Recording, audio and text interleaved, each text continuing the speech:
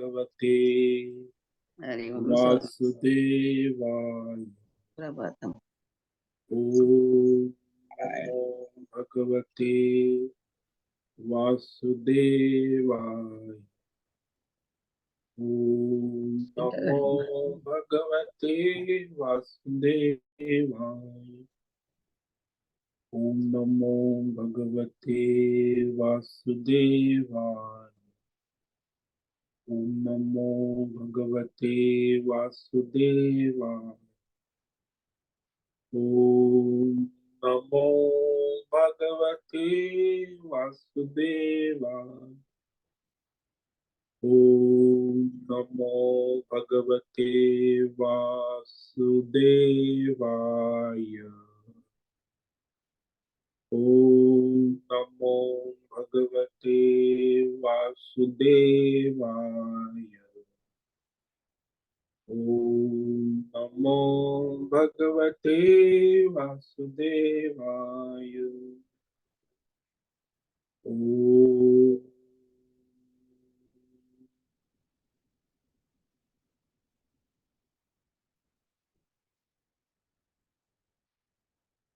ओम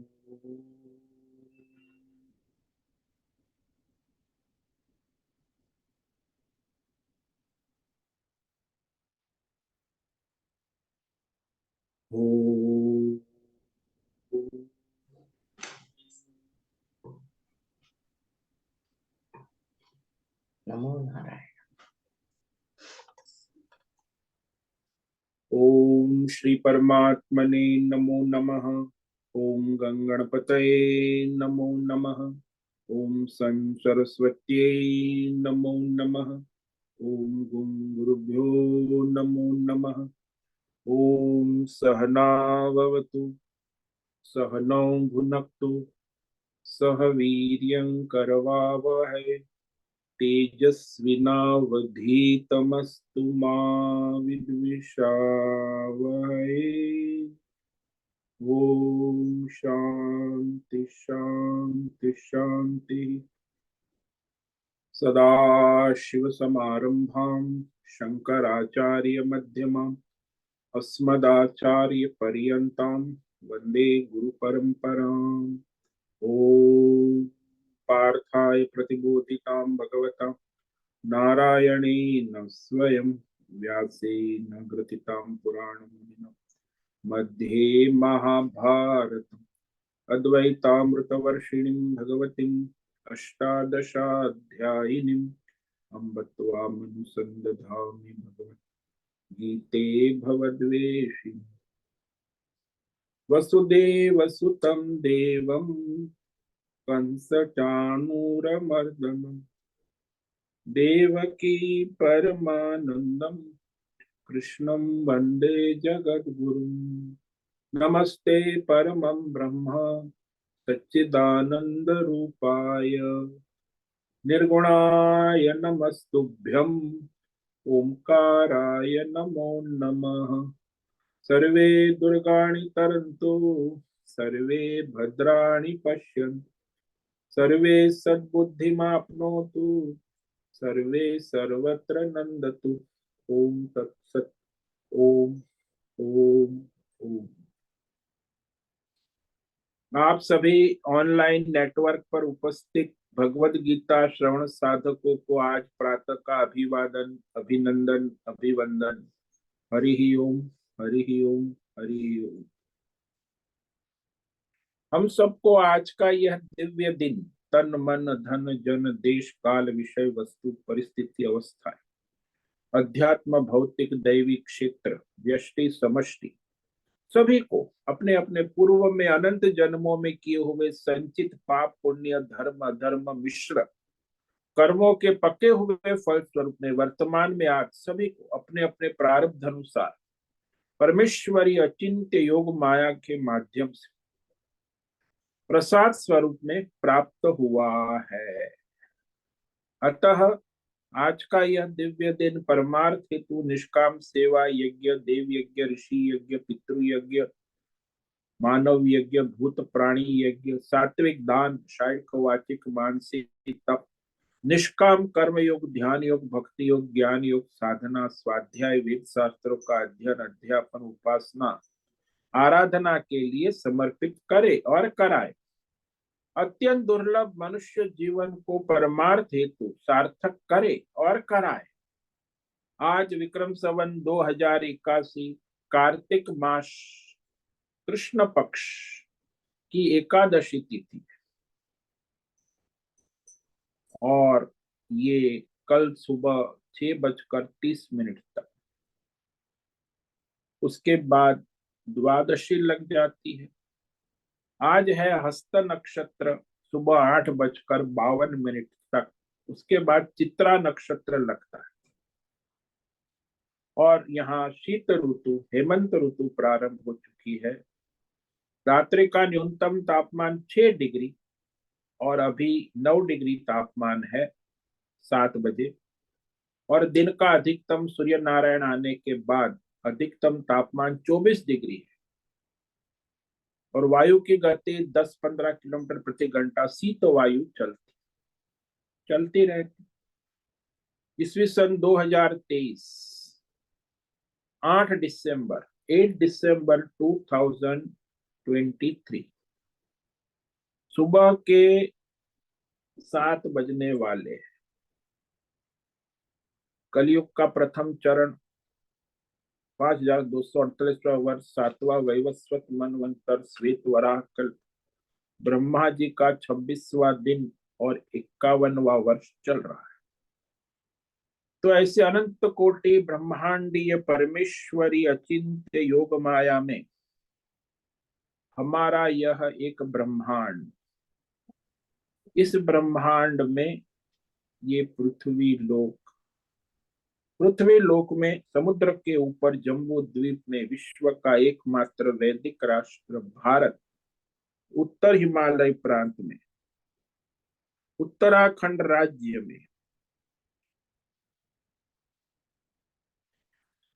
टिहरी जिले हिमालयन शिवालिक पर्वतमाला के अंतर्गत मणिकुट पर्वत के ऊपर नीलकंठ महादेव के सामने ऋषिकेश नगरी में मुनि की रेती प्रांत में शीशम जाड़ी में अवधूत बाड़ा आश्रम के सी ब्लॉक के पहले माले से 5 नंबर कमरे से गंगा किनारे से हम स्वामी उत्तमानंद सरस्वती भगवद गीता के आचार्य शिष्य स्वामी चिन्मयानंद सरस्वती महाराज चिन्मय मिशन कविलाद्वैत वेद व्यास भगवत शंकराचार्य की श्रृंगेरी संन्यास परंपरा से शिक्षित दीक्षित सनातन वैदिक भारतीय हिंदू धर्म अनुसार संपूर्ण भगवद गीता ज्ञान यज्ञ ऑनलाइन चैतन्यमय जीवंत लाइव प्रसारण के अंतर्गत व्याख्यान माला में अध्याय 3 कर्म योग के श्लोक नंबर 12-13 पर संस्कृत एवं हिंदी में व्याख्यान करेंगे। दिव्य पवित्र सरल व्यावहारिक सटीक पूर्ण वर्ण अक्षर पद वाक्य पंक्ति श्लोक अध्यायों की संगति संधि सन्वय शब्दार्थ वाक्यार्थ भावार्थ रहस्यार्थ के यथार्थ तात्पर्य सहित वैदिक शास्त्र वेदव्यास साहित्य शंकर भाष्य एवं परंपरागत सन्यासी आचार्यों की टीका टिप्पणी सहित आज का यह भगवत गीता व्याख्यान करेंगे। कृपया आप सभी श्रद्धा भक्ति ध्यान से परिपूर्ण होकर के यह दिव्य श्रवण साधना करें। इसमें से कुछ ग्रहण करें, कुछ धारण करें, कुछ अपने जीवन में चरितार्थ करें और उसमें निरंतरता लाए। अपनी अपनी आध्यात्मिक भौतिक दैवी अशांति द्वंद्व मोह विक्षेप से रहित होकर के अधार्मिक शास्त्रीय भ्रम भ्रांतियों से रहित होकर के अपने अपने शरीर इंद्रिय प्राण मन वचन कर्म से एक रूप एकाग्र होकर के शुद्ध सात्विक सूक्ष्म वेद शास्त्र अनुसार आचार्य परंपरा अनुसार भगवत विवेक बुद्धि करें। पुनः पुनः इस व्याख्यान का श्रवण करे, मनन करे, चिंतन करे, चर्चा विचारणा करे, प्रचार प्रसार करे, लिंक भेजे, ग्रुप में शेयर, अपना और सबका परम कल्याण करे और कराए। ओम तत्सत। ओम ओम ओम। तो कल हमने श्लोक नंबर 11 पर व्याख्यान किया था, जिसमें भगवान ने सृष्टि यज्ञ से चलती है और जो यज्ञ से अपना जीवन करता है वो उसका परम श्रेय परमार्थ होता है। क्योंकि यहाँ मनुष्य जीवन जो है वो स्वार्थ के लिए नहीं है, परमार्थ के लिए। स्वार्थी पशु होते, पशु अपने स्वार्थ भोग में जीते हैं, मरते, लेकिन मनुष्य का जीवन इस स्वार्थ भोग संग्रह के लिए नहीं है, परमार्थ के लिए। इसीलिए ईश्वरार्थ परमार्थ के लिए अपने यज्ञ कर्म करना आवश्यक है, स्वधर्म कर्तव्य।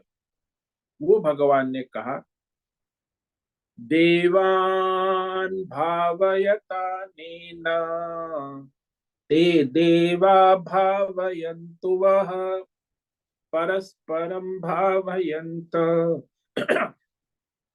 श्रेय परमवाप्स्यथ।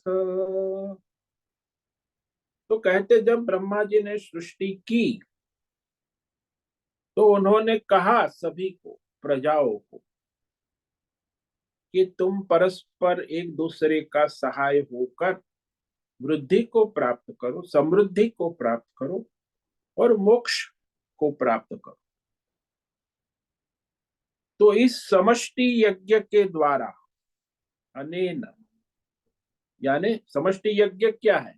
हमारा जो स्वधर्म है, कर्तव्य है, जो ईश्वर ने हमें दिया है, वर्तमान देश काल परिस्थिति के अनुसार जो भी, तो वो स्वधर्म कर्तव्य कर्म हम करें अच्छी तरह, अच्छे से अच्छा है वह करना। तो इस स्वधर्म के द्वारा ही हम देवताओं यानी समष्टि को उन्नत करें। समष्टि की उन्नति भावयत कहा,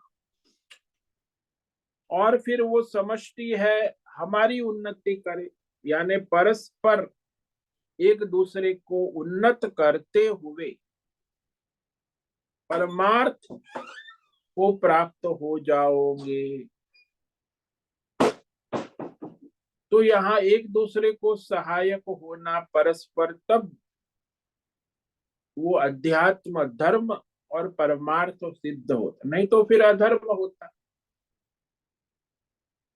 तो यहाँ स्वार्थ में अधर्म ही होता है। जैसे हमारे पुराणों में कथा आती है कि विष्णु भगवान जो थे, उन्होंने अपनी जन्मदिन की पार्टी में देवता और दानवों को आमंत्रित किया। अब जब पार्टी होती है जन्मदिन की तो जितने लोगों को बुलाया उससे दुगना आते हैं, लेकिन जब सत्संग का आमंत्रण देते हैं तो जितने हमने 100 लोग को बुलाया तो 5 लोग आते। लेकिन जब बर्थडे पार्टी भोग नाच गान है तो उसमें 10 लोग को बुलाएंगे तो 25 लोग आ जाए। तो ये तो है, उस समय भी ऐसा ही हुआ। देवता लोग भी बहुत सारे तादाद में आ गए, असुर भी आ गए। भगवान ने तो सबके लिए व्यवस्था करी थी। तो कहा कि देखो अब भोजन का समय है, सबको भोजन करना है, लेकिन पंगत लगेंगी, और पंगत में किसी को अपने हाथ की कोनी मोड़ना नहीं, हाथ सीधे रखना, कोनी को सीधे रख के भोजन करना है। ये विशेष निवेदन असुरों को, देवताओं को भगवान ने कहा। अब असुरों की पंगत अलग हॉल में थी, देवताओं की पंगत अलग हॉल में चल रही थी। तो भगवान ने देखा कि देखो ये क्या करते हैं देवता और असुर। तो असुर तो बड़े असुर होते, भोग लंपट, तो उनको तो खाना है, थाली परसी है, लेकिन कोनी सीधी रख के थाली में से उठाकर ऐसे उड़ा उड़ा के खा रहे थे। मुख में पड़ता था, नीचे पड़ता था, थाली में। सब स्वार्थी थे ना, असुर यानी स्वार्थ।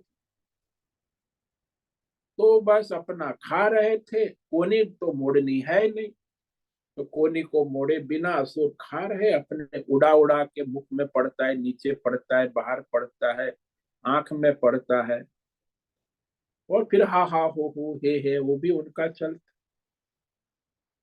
यहाँ देवताओं की पंगत में देखा तो देवता तो बड़े पंगत में आमने सामने बैठ गए, थाली बीच में रखकर एक देवता जो है दूसरे को प्यार, अरे खा रे रसगुल्ले बढ़िया है, ये पूरी खा ले, पकौड़ी खा ले, ये दाल रोटी सब्जी, तो एक दूसरे को खिला, क्योंकि कोनी टेढ़ी नहीं करनी है ना, तो परस्पर एक दूसरे को प्रेम से खिलाते थे। विष्णु भगवान ने देखा कि हाँ, ये जो देवता है ना, यही परमार्थ कर सकते हैं, लेकिन ये असुर तो अपने स्वार्थ में ही डूबे रहते हैं, तो कभी दूसरों का भला हित कर ही नहीं सकते।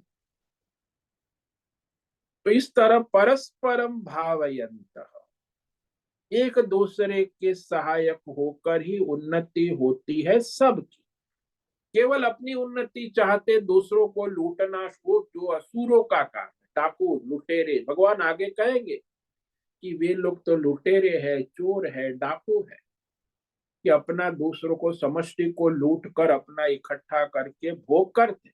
हालांकि ये यूरोप अमेरिका ये सब लुटेरे ही है, सारी दुनिया में ज्यादातर 90% तो लुटेरे ही, कॉर्पोरेट वर्ल्ड है लुटेरा है, तो एक दूसरे को लूटने का ही धंधा। लेकिन यहाँ भगवान ने कहा तुम अपना श्रेय करो, कल्याण करो, अपने स्वार्थ को त्याग कर सबके हित भले के लिए कर्तव्य कर्म करो। तो समष्टि जो है ना वही देवता है, उसे उन्नत सहाव, तो समष्टि आपको सहयोग करेगी। तो इस प्रकार परस्परम भावयंत, एक दूसरे को उन्नत करते रहे, इतरेतर अन्योन्य बढ़ाते हुए, प्रसन्न करते हुए, खुश करते हुए।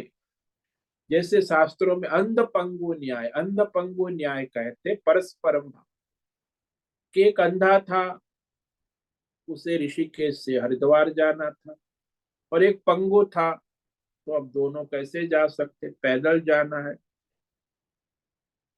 तो फिर उसने कहा पंगु ने कि मैं तो तुम्हारे कंधे पर बैठ जाऊंगा और तुम चलो, मैं तुम्हें रास्ता दिखाऊंगा। तो उसकी आंख थी, पंगु के पास आंख थी और अंधे के पास आंख नहीं थी।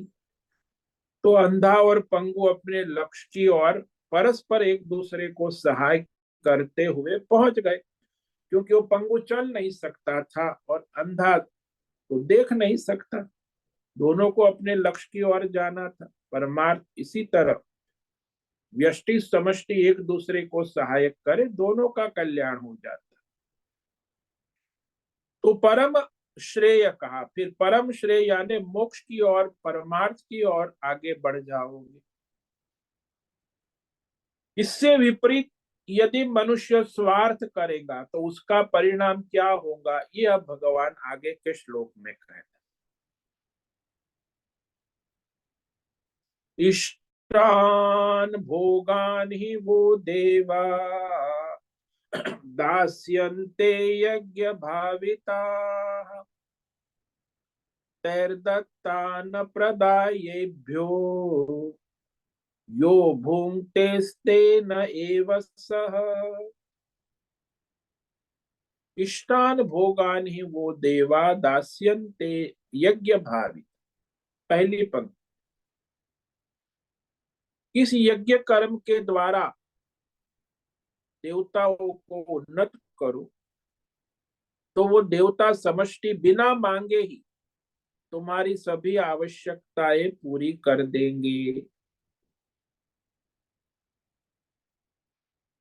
और उस देवताओं को समष्टि को न देकर स्वयं भोग करोगे, संग्रह करोगे, तो फिर तुम चोर हो, लुटेरे हो। आजकल तो लुटेरा कंपनी, लिमिटेड कंपनी और ये व्यष्टि समष्टि लुटेरा ही, संसार में लुटेरा का ही काम चलता है ज्यादातर, 90%। तो चोर है, लुटेरे हैं, वो अपने भ्रष्ट है, स्वार्थ में अधर्मी है। तो यहाँ भगवान कह रहे हैं यज्ञ भाविता। यज्ञ क्या होता है भाई? एक तो हमारा स्वधर्म कर्तव्य कर्म यज्ञ है, दूसरा शास्त्रों में 5 यज्ञ कहे हैं, ये रोज करने। एक है जो ऋषि यज्ञ है। ऋषि यज्ञ क्या होता है? यही शास्त्रों का अध्ययन, आप जो सत्संग कर रहे हैं, गीता उपनिषद वेद शास्त्रों का अध्ययन अध्यापन पढ़ना पढ़ाना, ये ऋषि यज्ञ है, रोज करना, ऐसा इसमें छुट्टी नहीं होती। दूसरा है देव यज्ञ, देवताओं की आराधना हवन पूजा पाठ, ये देव यज्ञ, वो भी रोज का नित्य कर्म है। तो 1 घंटा देव यज्ञ में जाएगा, 1 घंटा ऋषि यज्ञ शास्त्र अध्ययन में गया। फिर पितृ यज्ञ है, तो आधा घंटा पितरों की आराधना उपासना तर्पण श्राद्ध में जाएगा। और बाकी मनुष्य यज्ञ है, यानी जो हमारे अतिथियों का सत्कार, मानवता का सत्कार, मनुष्य में मानवता होनी चाहिए, तो मानवता का सत्कार, ये मानव यज्ञ है। और भूत प्राणी यज्ञ, यानी हमारे आसपास पशु पक्षी प्राणी वृक्ष है, उनको अन्नदान जलदान देना। तो अन्नदान जलदान, वृक्ष को जलदान दे, पशु पक्षी प्राणी है उसे अन्नदान करे, ये भूत यज्ञ है, ये प्रतिदिन का है। और अपना स्वधर्म वर्णाश्रम ब्राह्मण क्षत्रिय वैश्य शूद्र, ये भी यज्ञ है, ये भी प्रतिदिन का है। तो इस तरह यह हमारा स्वधर्म यज्ञ के द्वारा हम सब समाज ही कल्याण कर। तो इससे वह समझ जो है क्या करेंगी, बोले इष्टान भोगान ही दास्यते। वह समष्टि जो है तुम्हारी सेवा से प्रसन्न होकर तुम्हें बिना मांगे ही तुम्हारी जो आवश्यकता है, प्रिय विषय है, भौतिक अध्यात्म दैव भोग है, वह निश्चय ही तुम्हें देते रहेंगे। दास्यन्ते कहा, संतति संपत्ति सत्ता धन वाहन ऐश्वर्य, ये सब जो जरूरत है, तो जो सकाम कर्म करने वाला जो मोक्षार्थी है उसे परमार्थ सहायक होगा। तो इस प्रकार भौतिक अध्यात्म दैव सारे भोग वह समष्टि ईश्वर देवता के द्वारा तुम्हें प्राप्त होते रहेंगे। और यदि आप समष्टि देवताओं द्वारा दिए हुए विषय भोगों को उसे वापस न देकर, यानी दशांश कहा है कि भाई हमें जो मिला है उसका दशांश हमें समष्टि को वापस देना है, उस समष्टि को वापस दिए बिना स्वयं ही भोग संग्रह करता है। भुंगते का मतलब है भोग संग्रह करता है। वह स्तेन एव, चोर है, लुटेरा है, डाकू है समष्टि। तो व्यष्टि समष्टि को समर्पित नहीं करते, तो उसे नमक हराम का, ऐसो नमक हराम। तो उसने लिया ही है, कुछ दिया नहीं। तो ऐसे मनुष्य की दुर्गति हो। जैसे वहां कहा कि वह यज्ञ से तृप्त होकर, तुम्हारे कर्म धर्म से तृप्त होकर, वह समष्टि देवता तुम्हें जो भी चाहिए वो आवश्यक प्रिय विषय भौतिक अध्यात्म दैव प्रदान करते रहे। और वो देवताओं ने, समष्टि ने जो हमें दिया वो उसे देना है वापस, समर्पित किए बिना। यानी 10% दशांश अपना वापस दे समष्टि को, तो स्वयं ही भोग लेता है, संग्रह करता है, तो वह चोर है, डाकू है, लुटेरा ही है। तो पिछले श्लोक में कहा कि व्यष्टि समष्टि परस्पर एक दूसरे को यज्ञ संयोग करे, तो समष्टि की सेवा करो, देवता समष्टि तुम्हें पुष्ट करेंगे, उसी के कारण तुम्हारी प्रगति होगी। तो यज्ञ के द्वारा पूजित हुए तुम्हारे द्वारा किए गए कर्तव्य कर्म, और ये 5 प्रकार के यज्ञ, ऋषि यज्ञ, देव यज्ञ, पितृ यज्ञ, मनुष्य यज्ञ और भूत यज्ञ, इस पंच यज्ञ से संतुष्ट हुए समष्टि देवता तुम्हें तुम्हारी इच्छित विषय आवश्यकता पूरी कर देंगे। तो वो हमारा यज्ञ है। समष्टि व्यष्टि के द्वारा जो है समष्टि की उपासना हो जाती है, और जब समष्टि संतुष्ट हो जाती है तो हमें आवश्यक वस्तु आसानी से सब मिल जाती। तो उसके संतोष के लिए यज्ञ किया जाता है। यज्ञ से संतुष्ट हुए समष्टि देवता हमारे जो भी आवश्यक है भौतिक अध्यात्म दैव विषय जो हमें चाहिए वह अपने आप बिना मांगे दे देते। कहा यहाँ इच्छित भोग निश्चय ही देते रहते हैं बिना मांगे। आपको मांगना भी नहीं पड़ेगा, बिना मांगे सब जो आपकी आवश्यकता है वो समष्टि आपको देती है। तो प्रिय विषय है, भौतिक है, सबका बदलता है। संसार में सभी मनुष्य की आवश्यकताएं देश काल विषय अनुसार परिस्थिति बदलती रहती। किसको प्रिय विषय भौतिक अध्यात्म तो अलग अलग होते सबके। बालक की आवश्यकता अलग है, युवक की, युवती की, स्त्री की, पुरुष की, जो भी उनकी आवश्यकता है सभी की, भौतिक है, आध्यात्मिक है, दैवी है, और वो सबकी आवश्यकताएं बदलती रहे, अलग अलग है। तो जिसकी जो आवश्यकता जब जहां जिस देश काल परिस्थिति में हो वहां वह देवता समष्टि के द्वारा उनकी वह आवश्यकताएं पूरी हो जाए बिना प्रयत्न के बिना मांगे। कहा कि तुमने किया है तो तुम्हें मिलना है, तो उसके लिए आपको मांगना या प्रयत्न नहीं करना पड़ेगा। जो जरूरत है वो सब आपको प्राप्त हो जाती है समष्टि के द्वारा। जो भोग चाहते हो भोग आपको मिल जाता है। तो यहाँ जब हम यज्ञ करेंगे तब हमको देवता देंगे ना। अब करेंगे, यज्ञ करेंगे सबके हित के लिए तब होगा।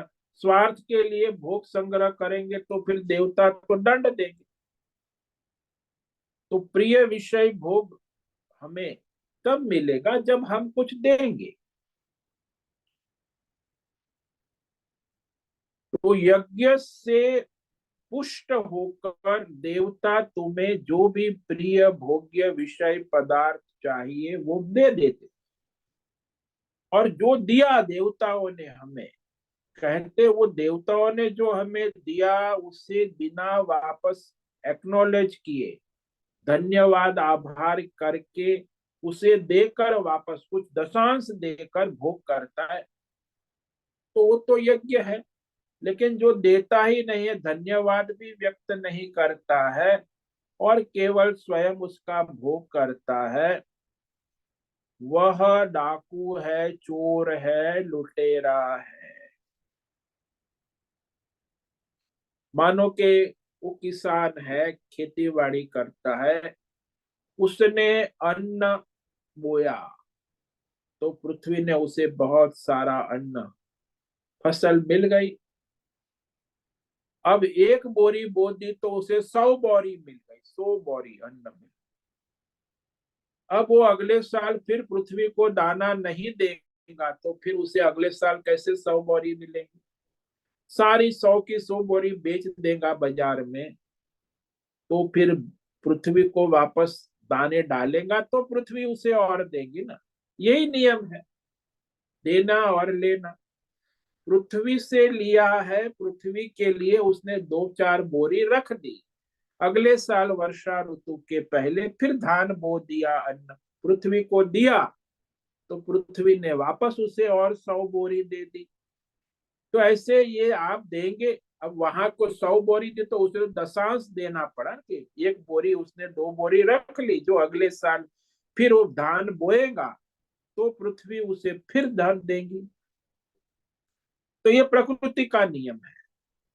जो हम बोते हैं वही हम पाते हैं। और उसे हम यदि अपना भोग कर देते हैं तो फिर बोने के लिए सामान नहीं रहता, तो फिर खाली कुछ नहीं मिलता, खाली हो जाते। ठन ठन गोपाल। तो कई लोग ऐसे ही होते, भोग कर लेते, सामने देने की बात सोचते नहीं, बस लेने के लिए आए। जैसे 90% मनुष्य संसार में ऐसा ही सोते, उसको संस्कार भी होते माता पिता बच्चे कि वैसे लेने के लिए आए भोग। ये बच्चे आजकल के युवा सब बस लेना ही है, यहाँ उसे कुछ देना, खाएंगे पिएंगे भोग करेंगे, लेकिन कुछ देने की बात आती ही नहीं उनके। तो आज का युग है, 90% बच्चे युवा वृद्ध सब बस उनको लगता है कि इस संसार में हम लेने आए, भोग करने ही आए, सब हमें कुछ देने की जरूरत नहीं। माँ बाप भी उससे पोषण देते हैं कि हाँ बेटे कोई बात नहीं, तू खा ले पी ले सो ले मस्त। तो ये मोह माया में ज्यादातर संसार में वो लेने की आदत पड़ जाती है बचपन से ही, फिर युवा अवस्था, फिर बुढ़ापे में भी लेने की आदत, कुछ देने का विचार ही नहीं आता। जहां से वो ले लो भोग करो, संग्रह करने की आदत हो जाती। अरे भाई दिया है भगवान ने तो उसमें से कुछ बांटो, दो, लो और दो नहीं, बस अपना भोग करो और संग्रह करो। सब ऐसा ही होता। तो ज्यादातर ये देवताओं ने तुम्हें दिया है, समष्टि ने दिया है, उस देवताओं को देने का हिस्सा वह देना आवश्यक। उन्होंने प्रिय भोग दिए हैं, तुम उनको अगर वे विषय अर्पित नहीं करते हो तो वह उनके हिस्से की चोरी हो गई, लूट हो गई। और इस लूट के कारण क्या होता है, सारी सृष्टि का चक्र बिगड़ जाता है। सृष्टि चक्र में बाधा उत्पन्न होती है, क्योंकि वो लुटेरे हैं। देना तो है नहीं, बस लेना ही लेना है। झूठ ही लेना, झूठ ही देना, झूठ ही चबेना, झूठ ही आना, झूठ ही जाना। बस देने की बात आती ही नहीं, बस भोग ही करो। पशुओं में भी ऐसा है, बंदर है क्या देता है सृष्टि को? जो पशु है उसका तो स्वभाव है भोग कर। ये बंदर यहाँ कितना नुकसान करता है, कुछ भी लूट मार चोरी करता है, उसका तो लुटेरा ही है। आपके हाथ में थैली है तो लूट के चला जाएगा। तो बंदर है। तो जैसे मनुष्य बंदर नहीं है, पशु नहीं है, उसे वापस देना है, लेना है, उससे अधिक देना है, तो वो सृष्टि चक्र मनुष्य बिगाड़ देता। पशु और प्रकृति के अनुसार होता है, लेकिन मनुष्य जो है उसकी मानवीय सृष्टि चक्र बिगाड़ देता। क्योंकि हमने दिया नहीं तो वो पुनः हमें कैसे दे। जैसे दूसरा दृष्टांत ले लो कि अपने लाडले पुत्र को, बच्चों को माता पिता जो है देते हैं, कमाते तो कुछ खिस्सा खेत जेब खर्ची 100-500 रुपये, तो बच्चा खुश हो जाता है कि आज पिताजी ने दिया, माता जी ने दिया। तो कुछ न कुछ देते रहते हैं। अब माता का जन्मदिन है तो उस दिन वो अपना जमा किया हुआ, माँ ने दिया हुआ है, तो माँ ने दिया हुआ है उससे माँ के लिए भेंट ले आता है, साड़ी है, कपड़ा है, जूते हैं। तो माँ बड़ी प्रसन्न हो जाती कि अरे बेटे मैंने तुझे पैसे दिए नहीं, ये मेरे लिए 1000 रुपए की साड़ी कहाँ से ले आया? बोले नहीं माँ तूने ही दिए है, तो तेरे पैसे इकट्ठा किए थे, मेरे कुछ खर्च हुए, कुछ मेरे पास जमा थे, तो मैं तेरे लिए, तेरे जन्मदिन के लिए साड़ी ले आया। तो माँ बड़ी खुश होती कि मैंने ही दिया और मेरी ही साड़ी मुझे वापस दे रहा है। तो अगर वो सारा उसने अपने ऊपर ही खर्च करता रहेगा तो माता पिता प्रसन्न नहीं होंगे। इसी प्रकार हमारे समष्टि देवता है, ईश्वर है, ईश्वर के द्वारा दिया हुआ जो कुछ भी है उसमें उसका उचित हिस्सा, हमारे शास्त्रों में कहा है कि उचित हिस्सा दशांश, 10वां भाग तो कम से कम देना, अधिक से अधिक जितना दो वाला, लेकिन कम से कम तुम्हें 1000 रुपये मिले तो 1000 में से 100 रुपये तो समष्टि के लिए खर्च करो। नहीं कि सब मुझे तनख्वाह मिल रही है 10,000 तो पूरा मैं ही भूख। दिहाड़ी भले मिले 500 रुपया तो भी 50 रुपया समष्टि के लिए खर्च, मजदूर है वो भी कर सकता है। तो इस तरह वह उसका कल्याण और समष्टि का भी हित हो जाता है। और यदि समष्टि को बिना दिए हुए स्वयं ही भोग कर लेते हैं तो वह लूट है, चोरी है, डाकू है। बस ऐसा ही भगवान ने स्पष्ट शब्द में कह दिया कि वह लुटेरा है, डाकू है, नमक हराम है, समष्टि का चोर है। आजकल समष्टि के चोर, ये कॉर्पोरेट वर्ल्ड है, कंपनियां है, चोर है। हमारे देश में ज्यादातर 90% लिमिटेड कंपनी लुटेरा कंपनी। ये देश चलता है भगवान की कृपा से, प्रकृति से। ये तो सब लुटेरे लूट करते हैं। तो वह चोर है, चाहे संस्था हो, चाहे व्यक्ति हो, चाहे सरकार हो। हमारी सरकार भी चोर है। ये लुटेरे हैं सारे। प्रकृति के लिए क्या देते हैं, क्या लेते हैं। तो उनका लूट का परिणाम ये आता है कि समस्या बढ़ती है। सामाजिक, प्राकृतिक, आर्थिक आपदा, ये सब आता है। ये सब उसी का कारण है कि वो सब लुटेरे बन के बैठ जाते। कोरोना आया, भूकंप आया, बाढ़ आई, तूफान आया, ये सब बीमारियां आती है, प्रकोप आते हैं। तो उसका कारण ये है कि चोर लोग हैं। उसको दंड देना फिर भगवान देते हैं। तो इस प्रकार जल देवता पानी देते हैं, पृथ्वी मिट्टी देती है, सूर्य देवता प्रकाश देते हैं, वायु देवता श्वासोश्वास चलाते, आकाश देवता ये स्पेस टेक्नोलॉजी, अवकाश। तो उसके लिए कुछ करते ही नहीं, बस लेना ही लेना है। ये लोग सब दोहन करते रहते। कंपनी वाले पृथ्वी का दोहन करते हैं, और ये जल फैक्ट्री वाले जल का दोहन करके बाजार में 20 रुपया बॉटल बेचते। बस ये चोरी है। फिर वो पानी की कमी होने ही वाली है। ये सब लुटेरे हैं, तो वापस फिर प्रकृति कहाँ से देगी। जब उसको देता ही नहीं तो कहाँ से वापस आएगा। इसलिए सब धीरे धीरे इस परिस्थिति में आजकल जो विश्व में चल रहा है, उसका परिणाम यही आएगा कि पृथ्वी में जल की कमी हो जाएगी। अग्नि तत्व, पृथ्वी तत्व, सारी आवश्यकताएं जो खेती बाड़ी सब में कमी आने लगी। क्योंकि सृष्टि चक्र जो है गड़बड़ा गया ना। इसलिए केवल प्रॉफिट प्रॉफिट प्रॉफिट। धंधा करो, पैसा कमाओ, भोग करो, संग्रह करो। इसलिए सृष्टि में वापस देने की सोचते ही नहीं। व्यष्टि हो या समष्टि हो, संस्था हो, तो सृष्टि चक्र पूरा गड़बड़ा गया है। अभी भी कहते हैं ना, ये सब एनवायरमेंट और ये पॉल्यूशन और ये सब सृष्टि चक्र इसी के कारण है। यज्ञ, सारा सृष्टि चक्र गड़बड़ा रहा है। ग्लोबल वार्मिंग कह रहे हैं, ये भी सृष्टि चक्र में गड़बड़ होने ही वाली। अमेरिका, चाइना करते क्या है, प्रकृति का कितना दोहन कर।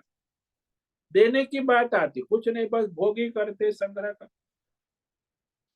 तो सृष्टि चक्र में बाधा उत्पन्न कर रहे हो, चाहे राष्ट्र हो, चाहे कंपनियां हो, चाहे व्यक्तिगत हो, परिवार हो, और ये फिर समस्या उत्पन्न हो जाती है। अब ये कहने के बाद, ये जो सृष्टि चक्र है वह ठीक से न चलने के कारण हमारे बहुत सारे सांसारिक, पारिवारिक, सामाजिक, व्यष्टि समष्टि समस्याएं उत्पन्न होने लगी। तो वो जो समस्या है उसको आगे के श्लोक में कहते हैं कि यदि सृष्टि चक्र सब लेन देन यज्ञ अपना स्वधर्म करे तो उनका सबका कल्याण हो जाता है। लेकिन नहीं करते हैं तो वो फिर अधर्म और पाप बढ़ता है और उससे समस्याएं बढ़ती है। ये आगे के श्लोक में कहते हैं, यज्ञ शिष्टासिना संतो मुच्यन्ते सर्व किल्बिषै भुंजते ते त्वघं पापा ये पचन्त्यात्म कारणा। यज्ञ शिष्टाशिन संतः सर्व किल्बिषै मुच्यन्ते। पहली पंक्ति पहला वाक्य, भगवान का एक एक वाक्य, एक एक शब्द महत्व। दूसरी पंक्ति में कहा भुंजते ते त्वघं पापा ये पचन्त्यात्मक कारण। दोनों की बात बता रहे कि जो लोग यज्ञ करते हैं वो क्या करते हैं, और जो लोग यज्ञ नहीं करते उनका क्या हाल है। तो जो यज्ञ करके बचा हुआ अपना प्रसाद अमृत खाने वाले, मनुष्य, धर्मात्मा, संत कहा उन्हें। देखो संत सभी पाप अधर्म से मुक्त हो जाते हैं, और जो स्वार्थी है अपने भोग के लिए, आत्म कारणात् कहा, यानी अपने भोग संग्रह के लिए, अपने परिवार परिस्था राष्ट्र के लिए, जाति के लिए, व्यष्टि यानी समष्टि पूरा प्रकृति विश्व के लिए नहीं, अपने स्वार्थ के लिए, आत्म कारणात् अपने स्वार्थ पोषण करने के लिए भोग संग्रह करते हैं। पचंती अन्न पकाते हैं, मतलब कि सारे विषयों का भोग संग्रह करते हैं, उपार्जन करते हैं।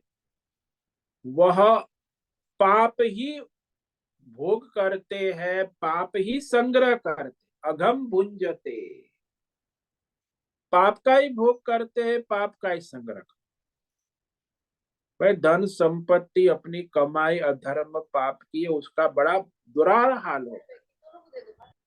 एक बार हम गए थे कहीं अस्पताल में देखने के लिए, बड़ी मुंबई में अस्पताल है, तो वहां वो अस्पताल में किसी को देखने गए थे, तो फिर एक बाजू में एक माता जी, उसका पति बीमार था 6 महीने से अस्पताल में, तो रोती हुई मेरे पास आई, कहे स्वामी जी इनके 6 महीने हो गए, हमारे 2 फ्लैट थे 2 करोड़ के, 1 करोड़ खर्चा हो गया अस्पताल में, अभी तो बीमार है, पेट में जल भर गया है और जल भरता ही रहता है, ठीक हो ही नहीं पा रहा है।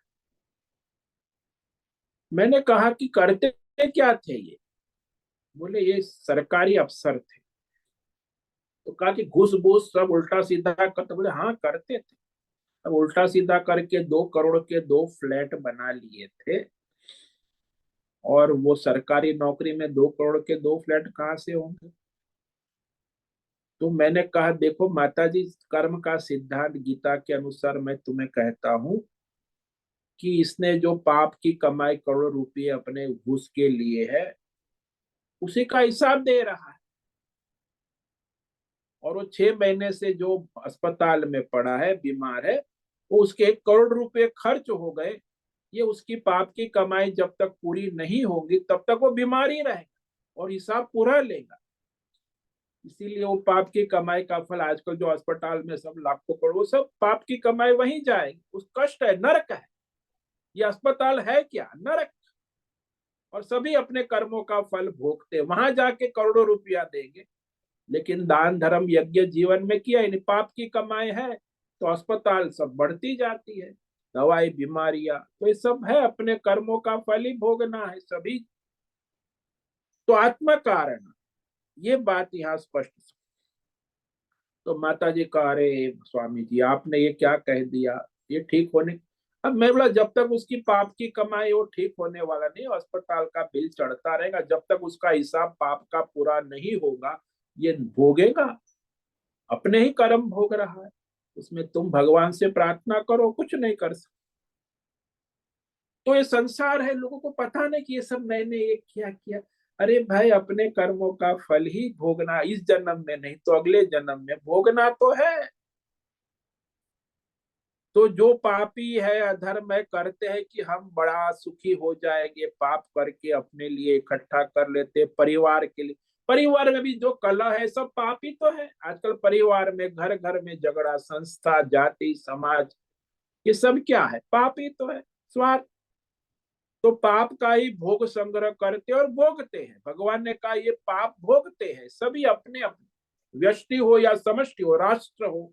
अभी चाइना है तो वहां फ्लू चल रहा है बच्चों का, वो भी उनका ही पाप भोग रहे हैं।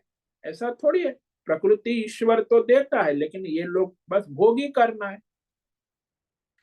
तो इस तरह ये दो बात यहाँ इस श्लोक में कही है। इस श्लोक पर हम और व्याख्यान कल करेंगे। तो यहाँ भगवान ने दो बात कही कि जो मनुष्य अपना यज्ञ करके उसको जो देकर खाए, तो सभी पाप और अधर्म से मुक्त हुए। संत कहा स्वधर्म करता है, 5 प्रकार के यज्ञ करता है, वह सभी प्रकार के पापों से मुक्त हो जाता है। और जो ये 5 प्रकार के यज्ञ नहीं करता, अपना स्वधर्म नहीं करता, केवल अपने स्वार्थ भोग संग्रह में डूबा हुआ है, चाहे व्यष्टि हो या संस्था हो या परिवार हो, तो स्वार्थ में लगा हुआ पोषण करने, तो वह पाप ही इकट्ठा करते हैं, पाप ही संग्रह करते, पाप का ही भोग करते हैं। अघम भुंजते। तो इस पर हम कल व्याख्यान करेंगे। आज जिस श्लोक पर व्याख्यान किया उसे संक्षेप में कह देते हैं। श्लोक नंबर 12। इष्टान भोगान ही वो देवा दास्यन्ते यज्ञ भाविता तय दत्तान प्रदायेभ्यो यो भुंक्ते न एव सह। तो इस प्रकार यज्ञ के द्वारा स्वधर्म कर्तव्य 5 प्रकार के यज्ञ जो कहे, ऋषि यज्ञ, देवी यज्ञ, पितृ यज्ञ, मानव यज्ञ, भूत प्राणी यज्ञ, इस यज्ञ के द्वारा तुम समष्टि का हित करो, तो समष्टि तुम्हें बिना मांगे ही तुम्हारी आवश्यकताएं पूरी कर देगी। और यदि इस प्रकार तुम अपने 5 प्रकार के यज्ञ समष्टि के लिए स्वधर्म नहीं करोगे और केवल बिना दिए समष्टि को अपने स्वार्थ भोग करोगे, भुंगते संग्रह करोगे, भोग करोगे, तो तुम चोर हो, डाकू हो, लुटेरे हो, समष्टि के लुटेरे हो, समष्टि लुटेरा। आजकल यही है, लिमिटेड कंपनियां क्या है, सब समष्टि लुटेराई कंपनी संस्था, सब लूट का ही धंधा। और उसका परिणाम भी देखते हो, चारों ओर अस्पताल, रोग, बीमारी, समस्याएं, अशांति रहेगी। तो यहाँ स्पष्ट हो गया कि व्यष्टि समष्टि अलग नहीं है। व्यष्टि समष्टि को समर्पित करे, परस्पर एक दूसरे का सहायक हो, तो व्यष्टि और समष्टि दोनों की प्रगति, उन्नति और समृद्धि होती है। ओम नमो नारायणाय। ओम नमो नारायणाय। ओम नमो नारायणाय। ओम नमो नारायणाय। ओम नमो नारायणाय। कायेन वाचा मनसेन्द्रियेण वा बुद्ध्यात्मना वा प्रकृते स्वभावात् करोमि यद्यत् सकलं परस्मै नारायणायेति समर्पयामि। ओम सर्वे भवन्तु सुखिनः, सर्वे सन्तु निरामयाः, सर्वे भद्राणि पश्यन्तु, मा कश्चित् दुःखमाप्नुयात्। अस्तु मा सद्गमय, तमसो मा ज्योतिर्गमय, मृत्योर्मा मृतंगमय। ओम पूर्णमद पूर्णमिदं पूर्णात् पूर्णमुदच्यते पूर्णस्य पूर्णमादाय पूर्णमेवावशिष्यते। ओम शांति शांति शांति। शंकरं शंकराचार्यं केशवं बादरायणं सूत्र भाष्य कृतो वंदे भगवन्तौ पुनः पुनः। ईश्वरो गुरुरात्मेति मूर्ति भेद विभागिने व्योमवद् व्याप्त देहाय दक्षिणामूर्तये नमो नमः। ओम गुं गुरुभ्यो नमो नमः। ओम तत्सत् ब्रह्मार्पणमस्तु। ओम ओम ओम।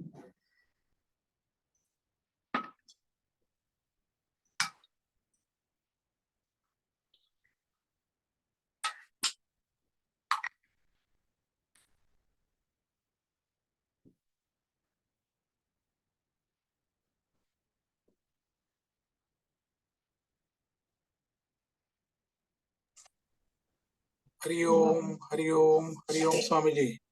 हरिओम। बोलो भद्रेश। स्वामी जी, ये जो देवता है, जरा इस पे विवेक कराइए ना।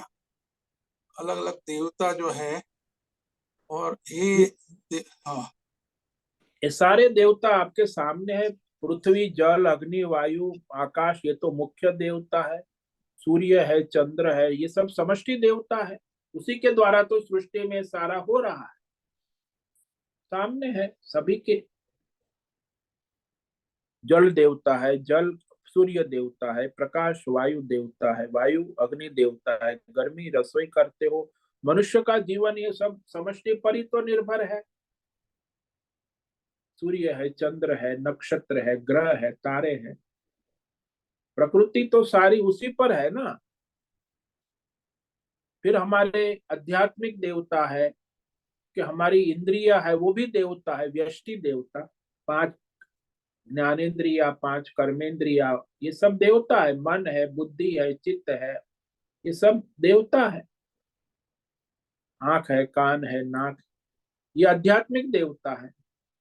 और भौतिक आपके आसपास जो है भौतिक विषय है, वो भी देवता है। मानो कि आपकी कार है, वो भी देवता है, भौतिक देवता है। आपके जो मकान है, बिल्डिंग है, उसमें जो उसका बेस है, सब पृथ्वी जल, तो आपका समाज में जो नेता लोग है, वो भी देवता है। वो जो व्यापारी है, वो आपकी आवश्यकता पूरी कर, वो भी देवता है, दुकान लगा के। तो इस तरह सामाजिक भौतिक देवता भी, ये सब देवता ही है आसपास, उसी के द्वारा परस्पर एक दूसरे की सहायक होती है। और फिर दैवी देवता, ये पृथ्वी, जल, अग्नि, वायु, आकाश, ये सब देवता है, उसी के द्वारा परस्पर एक दूसरे का सहायक उन्नति होती है। ईश्वर ने तो बना दिया व्यष्टि समष्टि। अब व्यष्टि समष्टि का तालमेल व्यष्टि समष्टि ऊपर रखा ना, कि यज्ञ के द्वारा उसका तालमेल रहेगा, नहीं तो तालमेल सृष्टि चक्र गड़बड़ा जाए। वही हो रहा है आजकल, सृष्टि चक्र गड़बड़ा जाता है। ईश्वर ने तो बना दिया सृष्टि चक्र, उसमें दोनों का व्यष्टि समष्टि का तालमेल बना रहना चाहिए। ये सारे देवता है, समष्टि देवता। ये जो है ये सब, इसके सरस्वती, लक्ष्मी, वो भी ये देवी देवता है, वो भी सब हनुमान, देवता ही है। देवी गणेश, देवता कहो, वो विद्या की देवी है, लक्ष्मी है, वो भी देवी देवता है। सब अपनी अपनी शक्तियां है, भिन्न भिन्न दैवी शक्ति। इष्ट देव है, कुल देव है, ग्राम देव, ये भी सब देवता है। समष्टि देवता, सब समष्टि देवता है। तो परस्पर एक दूसरे का सहाय करे तब होगा ना। ये जो देवी देवता है उसका यज्ञ रोज करना चाहिए ना। हाँ, इसलिए तो कहा ये ऋषि यज्ञ डेली नित्य कर्म, फिर देव यज्ञ नित्य कर्म, पितृ यज्ञ नित्य कर्म, मानव सेवा नित्य कर्म, मानव भूत प्राणी आजू बाजू पशु पक्षी वनस्पति प्राणी की सेवा, अन्नदान जल दान नित्य कर्म में आता, तभी वो यज्ञ है ना। नित्य कर्म नहीं करोगे तो फिर दोष लगता है। प्रत्यवाय का, प्रत्यवाय जो है मतलब नाश दोष। और नित्य कर्म ये यज्ञ है, वही नित्य कर्म है। अपना स्वधर्म है, वो भी नित्य कर्म है।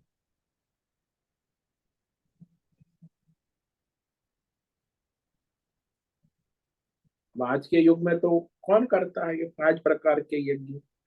लेने बैठे सब इकट्ठा ही करते, भोग करते। तो उसका परिणाम भी देखो, अस्पतालें बढ़ रही है, डॉक्टर बढ़ रहे हैं, नरक बढ़ रहा है संसार में। पदे प्रगति क्या है? नरक है, घर में हो या अस्पताल में हो। कष्ट है, शारीरिक है, मानसिक है, पारिवारिक है, सामाजिक। तो सारे कष्टों का कारण यही है कि अपना स्वधर्म यज्ञ, ये 5 प्रकार के यज्ञ सृष्टि का तालमेल नहीं रखते। जो रखता है उसको मदद करते। ये भी कहा ना यहाँ कि जो यज्ञ करके उससे बचा हुआ प्रसाद ग्रहण, वो संत है, वो सभी अधर्म पापों से मुक्त हो जाते हैं। और जो अपने स्वार्थ के लिए पोषण करने वाले हैं, वो पाप ही इकट्ठा करते हैं, पाप ही भोगते हैं, क्योंकि वो पाप है, अधर्म है।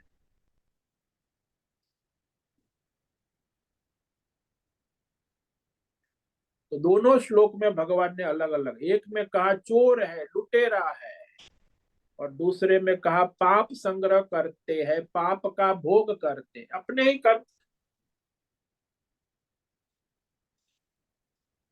ये दोनों श्लोक में स्पष्ट हो गया कि वह मनुष्य जो 5 प्रकार के यज्ञ और अपना स्वधर्म कर्तव्य कर्म नहीं करता है, वह स्वयं तो दुर्गति को जाता है, समष्टि में भी दुर्गति लाता है। व्यष्टि समष्टि दोनों को हानि है ना।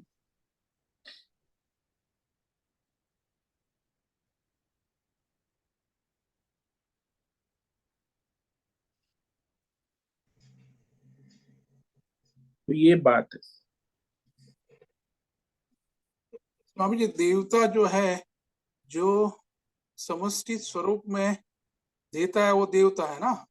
हाँ, सूर्य है, चंद्र है, पृथ्वी है, जल है, अग्नि है, अब उसको वापस भी देना है ना, हम्म। कि आप लेते ही रहोगे।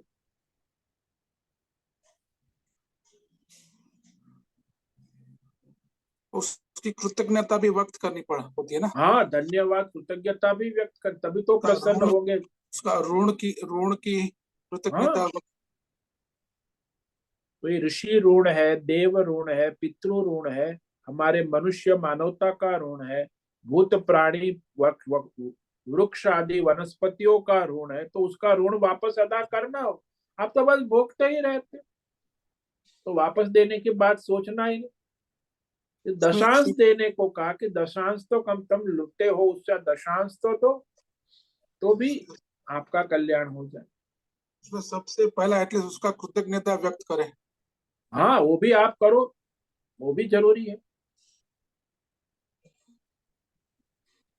कृतज्ञता व्यक्त करना तो अनिवार्य है, उसके बाद आपकी योग्यता के अनुसार दशांश दो, या ज्यादा दे सको तो ज्यादा दो। प्रकृति समष्टि से लेते हो, उसके सामने समष्टि को दो।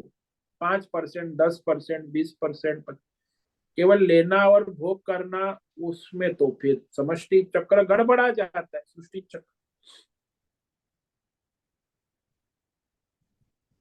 वही हो रहा है ना आजकल, ये सृष्टि चक्र गड़बड़ा रहा है, इसका कारण ही ये है।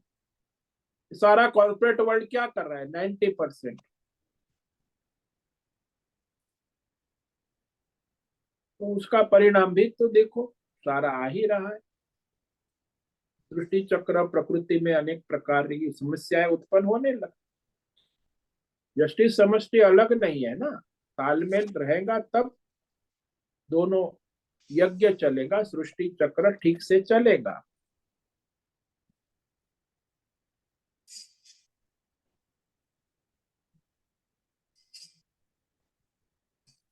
हर एक स्तर पे देखो ना देवता है। सृष्टि में, हाँ बोलो। हर एक स्तर पे देवता है ना। जहां से हर भी तरह आप पर, जहां से भी हम आध्यात्मिक देव, हमको आध्यात्मिक, भौतिक और दैवी तीनों स्तर पे देवता है। वहां भी भौतिक, आध्यात्मिक, दैवी, वहां भी जहां से हम रिसीव कर रहे हैं, तो जिससे हाँ, रिसीव कर रहे हैं वो देवता हुआ है ना। हाँ, वो देवता ही हुआ जरूर। उसी के माध्यम से हमारे पास आ रहा है, तो हमें वापस देना है, एक्नोलेज करना है, धन्यवाद, कृतज्ञता व्यक्त करना है।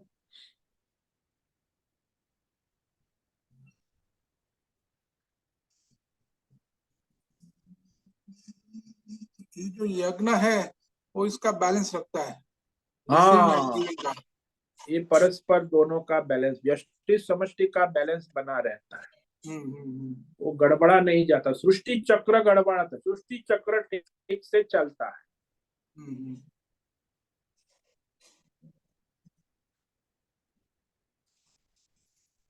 तो जो देवता है वो बैलेंस बनाए रखते हैं, जैसे आपने उदाहरण दिया। असुर होते हैं वो बैलेंस तोड़ते हैं। हाँ, हाँ, हाँ, ये तो नियम है प्रकृति। और वो जो बैलेंस टूटता है तो उसकी असर भी गिरे। समष्टि को सबको होती है। हम्म।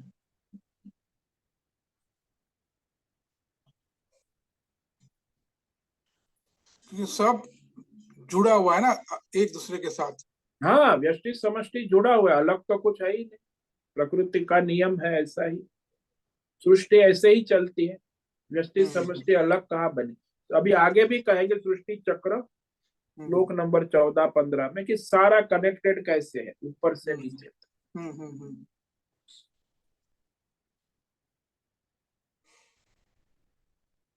तो वो जो पूरा कनेक्टेड है, तो वहां उसका तालमेल तभी रहेगा जब परस्पर एक दूसरे को यज्ञ भावना से सहयोग यज्ञ भावना करेंगे। से सहाय करें।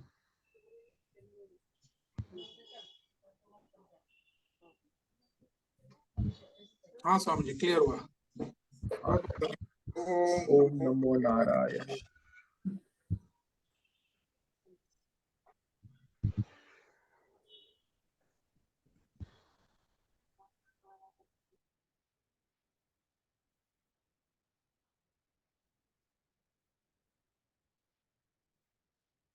ठीक है, आज का समय पूरा हो रहा है। सभी साधकों को आज का ओम नमो नारायणाय, सबको ओम ओम नमो नमो नारायण स्वामी जी। सभी साधकों को आज का ओम नमो नारायण। ओम नमो नारायणाय स्वामी नमो जी, नारायण बहुत बहुत स्वामी, ओम नमो धन्यवाद नारायण। स्वामी जी। उससे निवेदन है आज का सत्संग पूर्ण करें। ओम नमो नारायणाय। आज का यह दिव्य सत्संग हम यही पूर्ण करते हैं। ओम नमो सभी साधकों को ओम नमो नारायण। ओम नमो नारायण। सभी साधकों को ओम नमो नारायणाय।